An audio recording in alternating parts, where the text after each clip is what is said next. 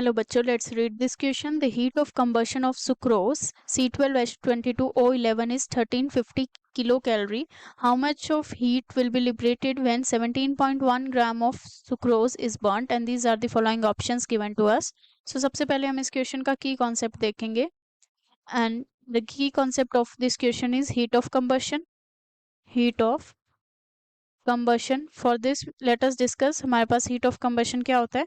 Heat of combustion is the amount of heat जो कि release होती है during the combustion process. So we can write the same. It is the amount of heat released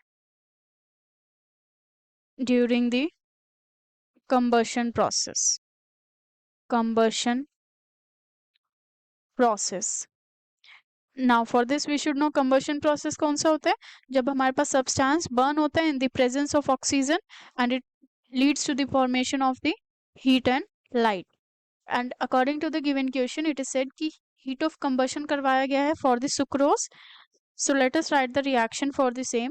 जब हम sucrose का which have the formula C12H22O11 combustion करवाएंगे which means oxygen से reaction होगा, then it will lead to the formation of the carbon dioxide plus water, and apart from this इसमें heat और light भी we can write heat और light का formation भी होता है और release होती है.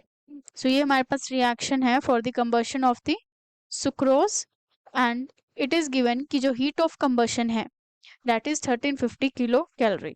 So इसके लिए हमारे पास heat of combustion given है. Heat of combustion जो है that is 1350 kilocalorie.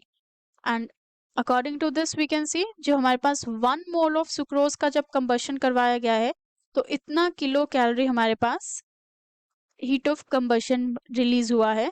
And for this we have to find अगर हमारे पास 17.1 ग्राम of sucrose burn किया जाए तो कितना amount of heat release होगा.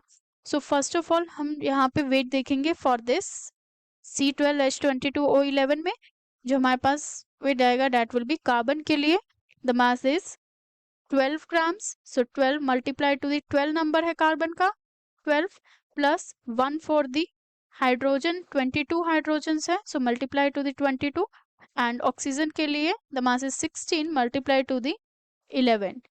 So ये हम multiply करेंगे 12 into 12 is 144 plus 22 plus 16 multiplied 11 is 176. So addition करेंगे by the addition we will get it as 342 grams. So ये हमारे पास आ गया 342. by this हम कह सकते हैं जो ये heat of combustion है this is for the 342 grams से हमें 1350 kilocalorie heat मिल रहा है. And according to the given question they are asking for the 17.1 gram.